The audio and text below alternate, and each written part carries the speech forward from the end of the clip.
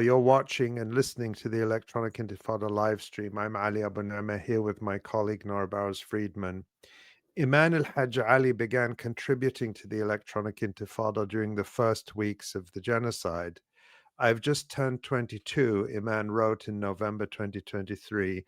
My birthday should have been a joyful occasion spent with family and friends. Instead, it was agonizing. The sounds of celebration were replaced by those of bombardment. I cannot get over the fact that the Islamic University of Gaza, IUG, has been destroyed by Israel's warplanes.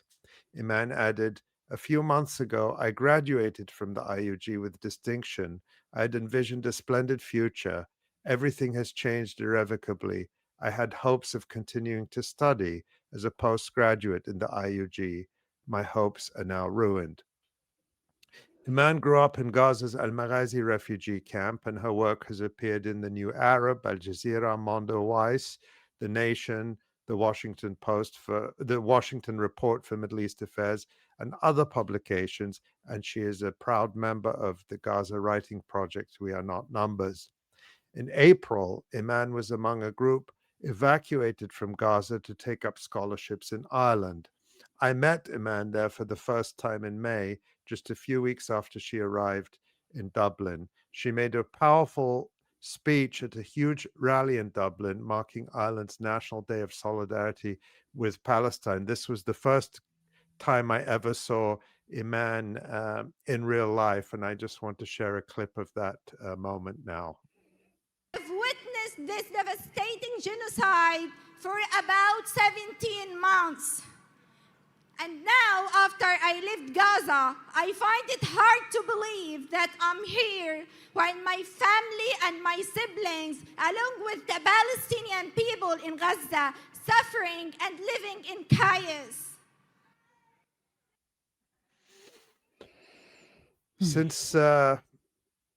Since then, Iman has been pursuing her master's degree at Trinity College in Dublin and at the same time continuing to write, speak, and advocate for an end to the genocide and for justice in Palestine. She recently spoke at the European Parliament in Strasbourg about Israel's systematic attacks on journalists in Gaza. Iman has also written a zine, a short book called The Mirror of Memory, recounting some of her experiences during the genocide. It's available from the Zines for Falastin uh, project, and you can find out more about that and how to get a copy at the website olivesandmelons.com. That's olivesandmelons.com. So we're really pleased that Iman could join us today on the Electronic Intifada live stream. Welcome, Iman. Hi, Ali. Thank you for inviting me. It's my pleasure to be among you today. It's our honor. So good to see you, Eman. Thank you, Nora. It really is. Thank you, Iman. So it's been almost 3 weeks since the start of the so-called ceasefire, which, as we've seen over the last days, can be shattered by Israeli massacres at any time. I just want to start by getting your reaction to the current situation in Gaza and what you're hearing from your friends and your family who are there right now. Yeah. So I don't know how to begin because there is nothing called ceasefire. So when the ceasefire was announced just a few weeks ago, and we were told like by the world or by the foreign leaders, sorry, that the genocide would come to an end, or that people would finally return back to their homes, or to find a moment of peace, either for us as Palestinians living in Gaza, or people or Palestinians living in the exile like us here in foreign countries. So all of us wanted to let ourselves believe it, or we wanted to believe that the ceasefire or that the bombing would finally stop, or that the mass killing, or that this is the time for people to start piecing their selves or their lives back together without being fearful, or without being like afraid of being killed or bombed at any time. But we had a moment of hope as any other, as Palestinians who have been waiting for this moment for a long time, who have been waiting for a moment of ceasefire, for a moment of peace. But living under the Israeli occupation, it crushes the Israeli occupation, that it tries to crush our hope all the time. So we know that this hope would not last for a long time, or these peaceful moments would not last as long as there is an Israeli occupation that it tries all the time to disturb the situation in the Gaza Strip. So the violence never ends. Like since the beginning of the ceasefire, hundreds of people have been killed, and many people have been many buildings have been leveled to the ground, and many children have been bombed in the streets, civilian people. And the situation is really devastating. Like many souls have been lost since the beginning of the ceasefire. So I, d- I don't want to say that there is a ceasefire, because it's just written on papers, on documents, but on the ground it's not really implemented, and the panic and fear is still among people everywhere. So for example, when we heard about when the violation of the ceasefire started a few days ago, people started rushing to markets to just try to find food like they could manage to buy and put in their homes or in their tents, just because they are afraid of a new starvation, or because they are afraid that the starvation and the bombs or the genocide would start again. And this really breaks my heart, because people's minds automatically start just focusing on food, on how to survive for the next day. All of what they think about now is just survival, and that's really heartbreaking for human beings, just to make all of their thoughts about starvation or trying to survive the next day. So I don't know what to say, but there is no actual Let ceasefire. me Yeah. And let me ask you. You've described very vividly the sense yeah, of continued fear that people understandably have because of the ongoing massacres. When you talk to your family, yeah, I assume they also reflect that fear. But let me ask you, over the last few weeks, yeah. have they told you about what the situation is like? For example, when they go to the market, do they see a difference? Is there more food available? Is aid coming in? Because what we hear from the international agencies, and what's very clear, is Israel is still blocking aid. At the same time, we hear that in some areas things improved a little bit, but we don't have a clear overall picture. So what are they telling you about that? Yeah, actually, when every time I contact my family, my mother and my dad, and even my younger siblings, they are telling me that the markets, there are few kinds of goods, but they are with expensive prices. So my family, along with all of the families in the Gaza Strip, or all of the people there, are are forced to buy their goods, are forced to buy those kinds of food, which are, if they are lucky, of course, to find that, because it's really rare to find all of the kinds of healthy food, like vegetables and fruits, like they were found before the genocide. Because even if they are available in markets, they are being sold with unbelievable prices, and not everyone there can afford that.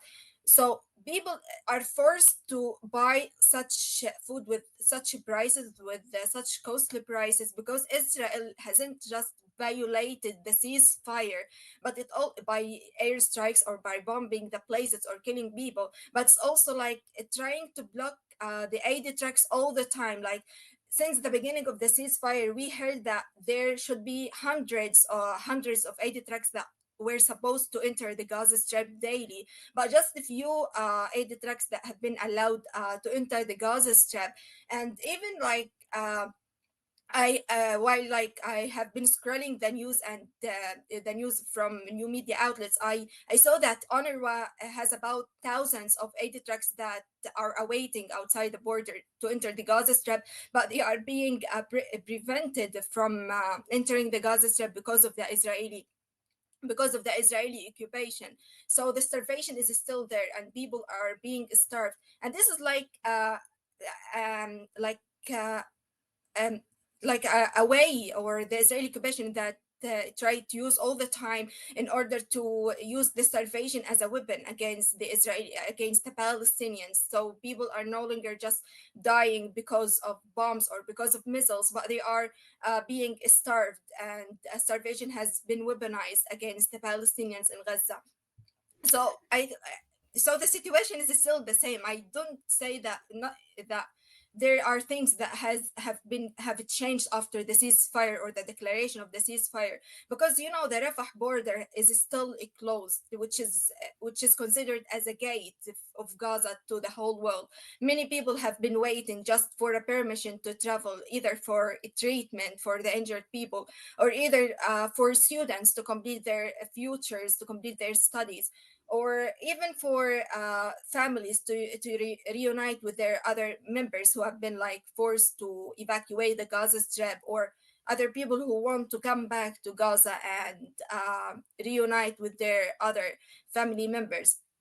I can say also that education in the Gaza Strip is still damaged. People or students who are supposed to begin their academic year, to go to schools, to go to university, but they cannot go to either universities or to schools, because the schools have been turned into shelters, the crowded shelters for the displaced people. And many schools, many educational organizations have been bombed by the Israeli occupation. So I can't say that there is a ceasefire, but it's just like one day you hear that many people have been killed, many people have been wounded or targeted, without doing anything, and the other day you hear that there is ceasefire, as if nothing happened, as if no people have been killed the other day, as if no buildings have been damaged. So the Israeli occupation tried to deal with our lives, and this is really sorrowful and heartbreaking that they deal with our lives as sometimes they like such a game. They deal with the ceasefire such a switch. They sometimes turn it on, sometimes they turn it off, and it's not a ceasefire at all. It's So just it's like a a pause psychological that doesn't. warfare in a way. Yes, Yeah. and it Yeah. doesn't bring peace anymore. It's just draining for the Palestinians' mental health. Like sometimes they do not know what to do to live peacefully, or just to be under the trauma, or the traumatic feelings they have been suffering from for a long time, for more than 2 years, because of the genocide. Iman, in that clip of your speech at the rally in Dublin earlier this year, you talked about living through 17 months of genocide. What are some Yeah. of the experiences that you had that you think is most important for people around the world to know about, to understand, the depth and the gravity of what it means to try and survive, like you said, under just unbelievable psychological conditions, starvation, incessant bombing, and dehumanization. What are some of the experiences that you want to tell the world about and that you've written about? Actually, I have lived through many horrifying moments during the genocide, and there are endless things that I want to talk about, but maybe the ones that will still remain, or that will still haunt me, maybe I can tell you that forever, as long as I live, the first days of the genocide. I still remember that day when it was at night, it was really dark, and the first days of the genocide, and the electricity was out. And at that day, I still remember that day when I was preparing dinner for my family, and all of my siblings, my mother and dad, were sitting in the living room, and I was the only one just sitting, just in the kitchen preparing dinner for them. Trying just to to bring a sense of hope while my family were listening to the news because of the horrifying moments that we were living through. At that time, all of a sudden, I didn't see anything, just the red sky around me and the glasses of windows all around me on the ground. And I felt something heavy, like wet threw on my back at that time. And all of what I was thinking about my family, I started shouting, my mom, my dad, are you okay? My siblings, are you okay? And at that moment, it was a massacre on our street in the area in which we were living. More than 50 people of our neighbors were killed. And it was really dark, and I was smelling the smells of dust and the smoke everywhere, to the extent that I got suffocated and I cannot breathe, while the door of the kitchen like fell on my back while I was there. And it was really a terrifying moment, and we were hearing the sounds of our neighbors, like who have been asking for help us, we need an ambulance. They were under the rubble, trapped under the rubble, and we could hear their sounds. It was an unforgettable night for me, and this is one of the horrifying moments that I have lived through the beginning days of the genocide. And after that, the things started to get more and more intense. We have started to hear about the orders by the Israeli occupation to divide the Gaza Strip into two areas, to the south and north. At that time, we were shocked, like we didn't believe it. Like, how is it possible for one land, for one people, for Palestinians living in one land, to be just divided into two areas? So at that time, we have heard the orders for people who have been living in the north to move into the south, to what so-called the safe zones of Salahuddin street. But of course, we knew that there was no safety at all in any place in the Gaza Strip. And we started to hear that the evacuation orders at that time started to get nearer and nearer from the place in which we live, to the extent that we have heard about an invasion, a military invasion of the place, of the area in which we were. And at that time, we said, no, we will not evacuate, we will not abandon our homes. Like, how can we abandon our home, the place in which we live, the place in which we have spent all of our beautiful moments, our beautiful dreams, the laughter, the sitting in the living room with my family members and other things. It was not really easy for us, and my father was just telling us, no, we will not leave our home. But things started to be much more like complicated and terrifying, and to the extent that the area in which we were, the neighborhood, was turned into just a ghostly place. No one was there. All of the people, all of the neighbors evacuated to Rafah. And one of the nights, while we were in our home, and we didn't see anything, just we was hearing the sounds of tanks, the artilleries were getting nearer and nearer, and the sounds of fire bells at the same time, to the extent that my siblings were crying and we couldn't bear it anymore. So we were forced to evacuate our home. We were forced to do so, and we evacuated to Rafah on a truck. At that time, we survived by a miracle, I could say, and I wrote about that in one of my articles. um, like, the Israeli soldiers and with their tanks were surrounding the entrances of our area from every side. And when the truck got it through that place, we saw the snipers far away, and just all of us, the children, and all of my family members and our relatives who were with us on the truck, all of us lowered our heads, and we were expecting that we would be shooted by the Israeli snipers at any moment. But we survived by a miracle, as I said. And after that, we arrived to Rafah, waiting for facing our unknown destiny there. We saw like a sea of tents there. Many people, many displaced people, putting their tents that, like, the basic things, are tents that are made of nylon and cloth. Just no privacy, as women as well, like, who have been forced to share um, bathrooms with other people. So the situation there was miserable and unbearable at that time, because we have lived through starvation as well. We have spent days without even a bag of flour, just eating one meal during the day. And if we were lucky enough to find something to eat, my siblings were starving. And You wrote, Iman, sorry to interrupt you. One of the articles you wrote, I'm going to yeah, put this in the chat, Tamara, tackles the issue of, when I was rereading all your articles yesterday, I noted yeah, that you wrote about this issue of women trying to uh, manage their personal yes, hygiene and menstruation during this genocide and displacement. And that's something that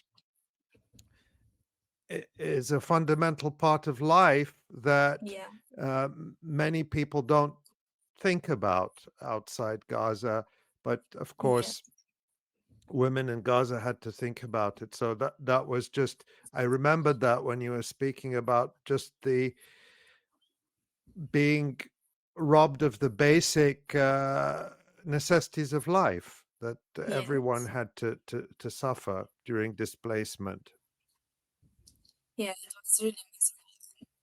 Especially for women, to share the bathroom with public, it was really unbearable. And for me as a young woman, and for my mom and other Palestinian women who have been living in tents, so it's really unbearable to go through such horrifying moments. Like, the suffering is not only just escaping the bombs, escaping the death, but it's also about going through these suffocating conditions, the lack of hygiene, the lack of the sanitary pads, for example, and other things. So it was really hard for us to go through these moments. And as I was saying as well about the starvation, we have spent many days without even a bag of flour. And my siblings, were sleeping with empty stomachs during winter. Nothing can warm our bodies. Some of us were sleeping on the harsh ground because we didn't find enough mattresses for all of us, and no enough blankets to warm our bodies. So our bodies cannot be warm because we were hungry, and because there are not enough blankets to warm us. And this one of the moments that I cannot forget at all, and it will be etched in my mind forever. And even now, like, it will haunt me. They haunt me every day. And I remember also one of the horrifying moments during the genocide, when during one of the Eids, while during the genocide in the Gaza Strip, people in the Gaza Strip, despite the horrifying moments and despite the genocide that's still going on, they try to create a sense of laughter, a sense of joy, especially for the children, especially for the kids. Even that the streets have been turned into rubble, even that there are nothing to enjoy. But during one of the Eids, I still remember, maybe Eid al-Adha, I went with my mother and my younger siblings to one of the markets, just to go around and to create a sense of joy for my siblings. At that time, while we were in the car, all of a sudden we saw a quadcopter that started to shoot randomly on different places. It was one of the most horrifying moments that I've ever faced in my life. I saw children being shot by the quadcopters in front of my eyes. Like, it was really horrifying. I mean, I can't even, yeah, I can't even imagine what that's like, let alone every day for 2 years, and ongoing. Yeah. Iman, what's it been like being outside of Gaza during this time?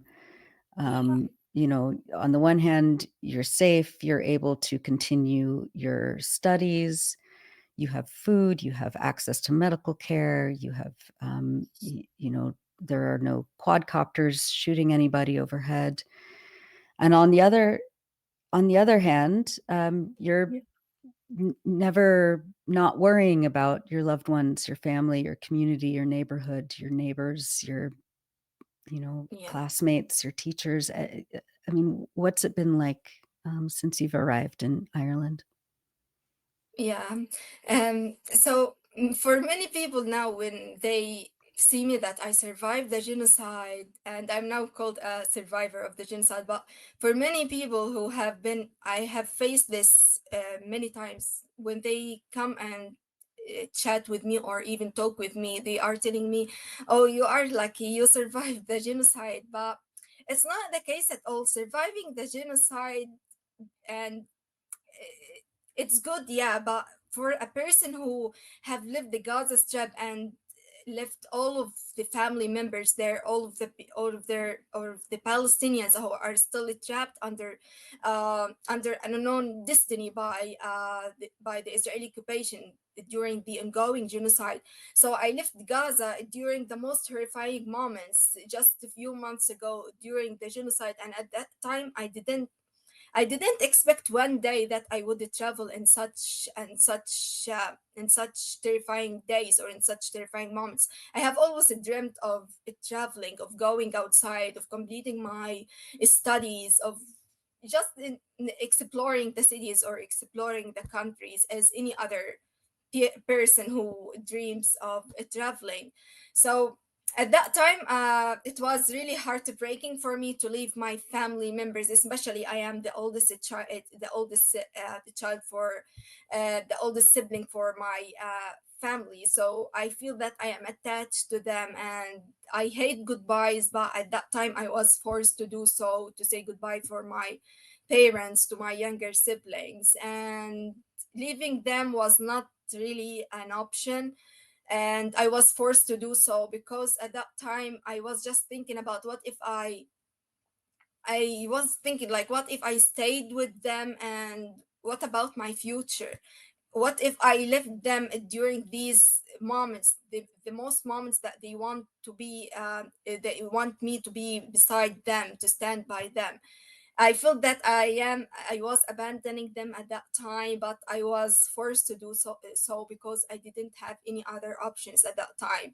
And I said to them that maybe I promised them that in the future we will unite together in this and we will rebuild our lives again. So living here in exile away from my family is not really that it's not easy at all. I feel that living a second Nakba here. And the fact is that I want to say my family members, along with other families who have been living in Gaza, they are not really originally from Gaza. We are refugees, Palestinian refugees from who have been displaced from other cities in the Nakba of 1948. And however, despite the fact that we are not originally from Gaza, but we And have lived where there is your family from, Iman? we are from Jaffa. From Jaffa. So yeah, and along with other refugees there, so we have lived there for many years, and we have always considered our city, Gaza, as our home, and we have never imagined that we would abandon it or leave it one day. So my first Nakba was during while I was in Gaza, when I was forced to displace our home, to go to different stages of displacement. We have been forced to displace more than 10 times during the genocide, from one place into another, from 10 to 10. So for me, this was my first Nakba. But my second Nakba is currently now here in the exile, away from my family members, away from my people, away from my home. It's really draining for my mental health to be here, and sometimes I feel guilty when, for example, I walk in the streets and they find the markets full of all kinds of food, of vegetables and fruits. I'm thinking about my family, along with people who are being starved there. What about them? Sometimes when I'm eating something, like I stop eating because I start to remember my family, my siblings who cannot find this kind of food or these kinds of joyful moments. For example, when I go to the university or while walking in the street and see parents holding their children's hands, go bring them to school, I think of my siblings, I think of the other children in Gaza who have been prevented or deprived of going to schools, or have been deprived of their right of education for more than 2 years. So it's really draining for me to try to focus on either my life here or either my family and my people there. I feel that I'm divided. My body is here, but my thoughts, my mind, and my soul is still with them there, like trying to focus on my study and my work, or to think about what's happening there.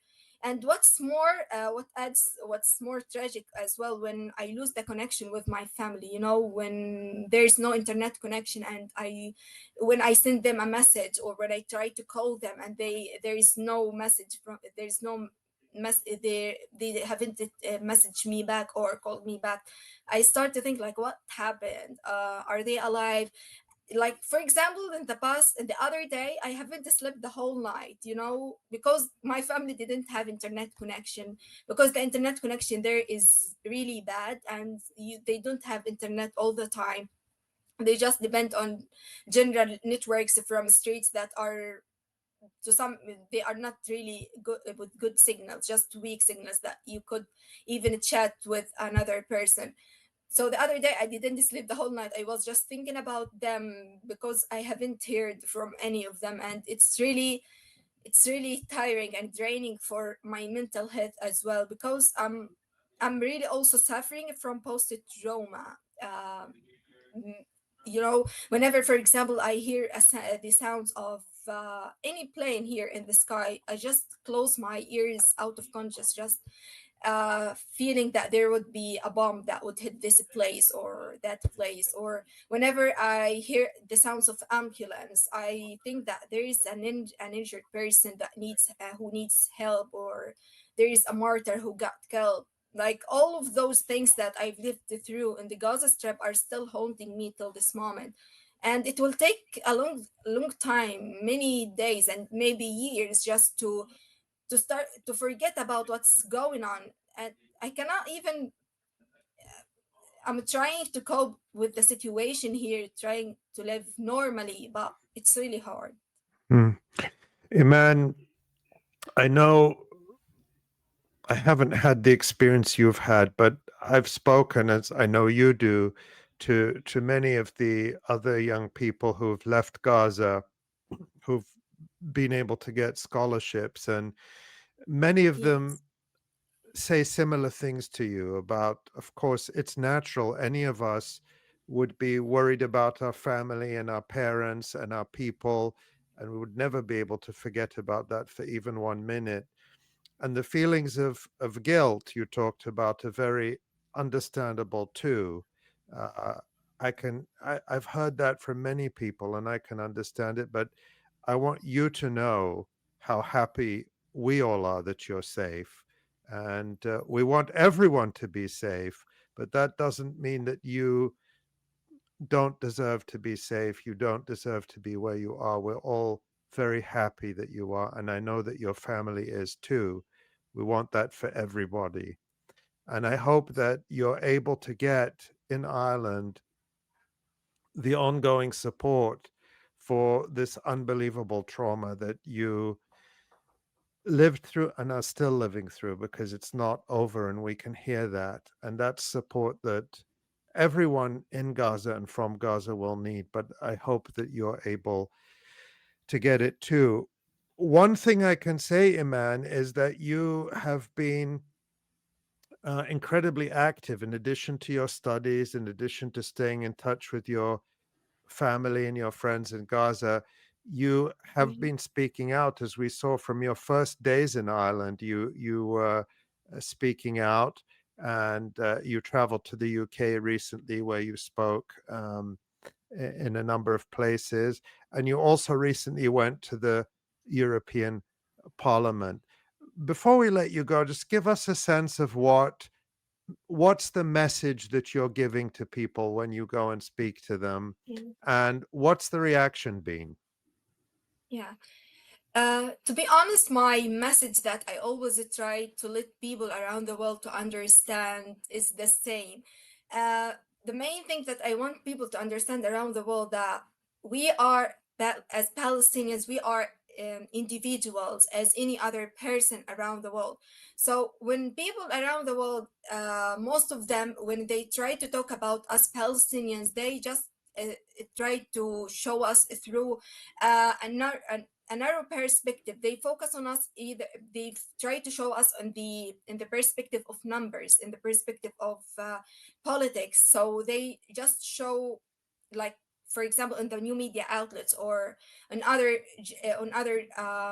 in political aspects as well, they show the Palestinians in numbers, like how many people have been killed, how many people have been injured, or how many people have been displaced, without showing the other side, that we are individuals with stories. We are not just numbers, because numbers, can doesn't numbers do not show the real stories of the Palestinians, that we are individuals with full of stories of laughter, for example, of tears, of as any other individual around the world. So every time I attend an event or I try to speak in any place, I try to focus on this perspective, for people to understand that we are not just numbers in papers or in news, just to talk about how the number of people who have been killed or the number of people who have been injured. You have to go beyond that, just to know the real stories behind that, to know the cruel actions that are committed by the Israeli occupation against the civilians in the Gaza Strip, and to know that we are humans, normal people, as any other person around the world. We want to live peacefully as any other person, as we are the indigenous people of this land.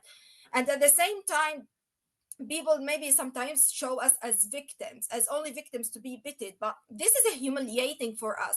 We don't want the bitterness, or we don't want the sympathy of the people around the world. We want to be treated with dignity, because I feel humiliated when somebody comes to me and, like, it tries to show their sympathy or their bitterness. This is not a good way to be treated with as Palestinians, as the indigenous people of this land. And another way, people try to show us as unwavering, maybe, figures, or as people who have to be steadfast all the time, to suffer all the time, as this is our destiny, that we are created, or we are born just to suffer. And I'm always wondering, like, what is it, our guilt? Is why do we have to suffer all the time? Is it just being born Palestinian in Gaza? No, the fact is that we are the indigenous people of this land. We are the owners of this land, and people must understand this. And people must understand that they have to be on the right side. They don't have to be in neutral, or to be silent, because in neutrality or being silent in such moments that have to in such moments, you need to show the truth to the whole world. It means complicity. It means that you are complicit with the Israeli actions that are committed against the Palestinians in Gaza. Israel has crossed all of the lines by committing the cruel massacres against the Palestinians there. So this is my message all the time. This is what I'm trying, or what I try to let people know. Not to be complicit, not to be silent or neutral. Don't be afraid of showing the truth, to tell the people around the world that there is a genocide in Gaza, and the Israel is the occupier, and the Palestinians who live in Gaza are the indigenous people of this land, and they have to exercise their basic rights to live peacefully, to let their children educate, learn, to play in the streets, to travel, to have their right of getting medicine, treatment, just as any other person around the world. Well, we're all so grateful that you're a member of this community, and that you've been using your platform to speak your truth, and to define what dignity is, and to show that with your words and your actions, and your brilliance. And it's just been such an honor to have you today, Iman. Thank you. And yeah, oh, Ali, do you want to Yeah, put just that link again? yeah, just Iman, I want to show again the book that you recently wrote. Uh, we can show that again here. It's available at olivesandmelons.com/zines. It's called The Mirror of Memory. Just tell us about this book, Iman. Yeah, actually, this book is just a smaller version of the book I'm writing now, and it includes some of my experiences, the moments that I've lived during the genocide. It's like a collection of articles of personal stories, testimonies that I've lived through with my family members, or even about me myself as a writer who have lived during those months in the genocide. It also includes some poems, and I wrote about my late professor there, 𝐓𝐡𝐿 Ali, who was assassinated in the first days of the genocide. So it calls the matter of memory, what remains and what must be remembered. Sorry. So the matter, it means that it's not only about the present, because when it's about all the time. It's a